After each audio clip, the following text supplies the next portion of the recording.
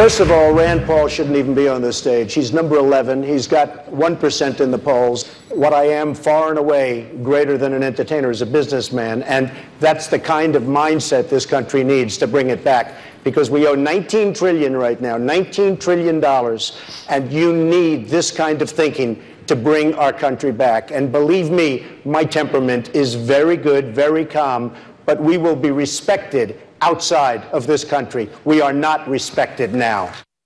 All Donald Trump would have to do is contact Bernie Sanders, because Bernie Sanders apparently knows how to take care of that $19 trillion. Just saying. Welcome back. At least that's what he says, right?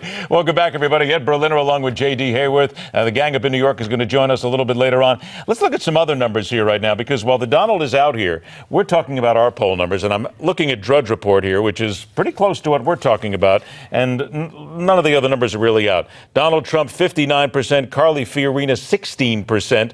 Comes in second. Ted Cruz sitting at about 6%. And that's really it. Everybody else is down in small numbers. Well, 5% for Marco Rubio.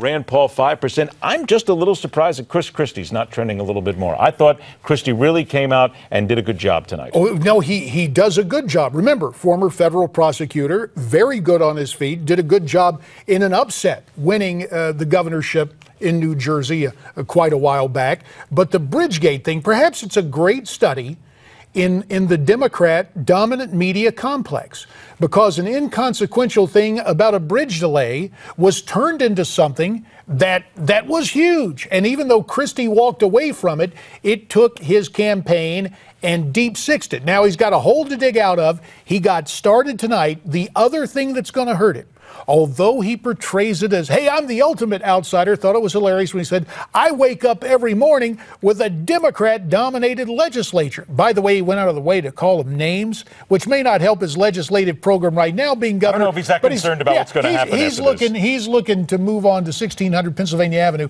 But what he did tonight was to counterpunch effectively. The New Jersey record, though, is going to be tough, because when it came to compromise, and when you take a look at the taxes and you take a look at the budget numbers in New Jersey, they're not as stellar as they could be. Now, he's dealing with the real world, and it's a tough job to govern there, but that will be the way he will be attacked. One of the things I thought Christie did very well was he was looking at the people tonight. He made sure to turn every single fight not against Trump, not against Fiorina, not against the Clintons, but he basically turned it on America. Here's what America wants. And this is exactly what you're going to hear from Chris Christie right here when he talks about what he believes America wants and needs.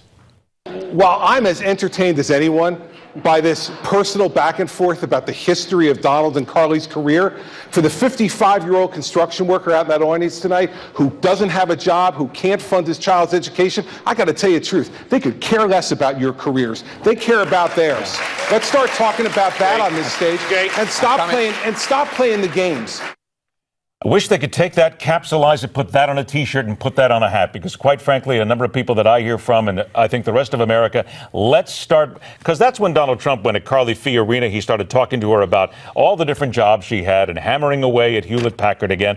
Chris Christie is right. Enough with this childish back and forth. Deal with what's important to America. Isn't it interesting? And this is what's effective about Christie as a debater and a litigator. He turned it into a situation where Ms. Fiorina and Mr. Trump were culpable. And strangely, although Newt Gingrich in 2014 turned it on John King and CNN, nobody did that tonight, and nor are we understanding the basic premise. What went on tonight was CNN saying, here's what Donald Trump says, now you fight him about it. Yeah, CNN, again, they were doing this for ratings, and we even knew a couple of days before, we talked about it on the hard line, where CNN came out and they said they wanted to start a fight, they wanted to get, look, it's about, people understand this, all right, this is television 101, we'll let you in here in a moment. It's all about the soundbite, it's all about getting the thing that has somebody angry and get somebody frothing at the mouth. That's exactly what they wanted tonight. It's what anybody would try to get, quite frankly, because that's what makes a good debate.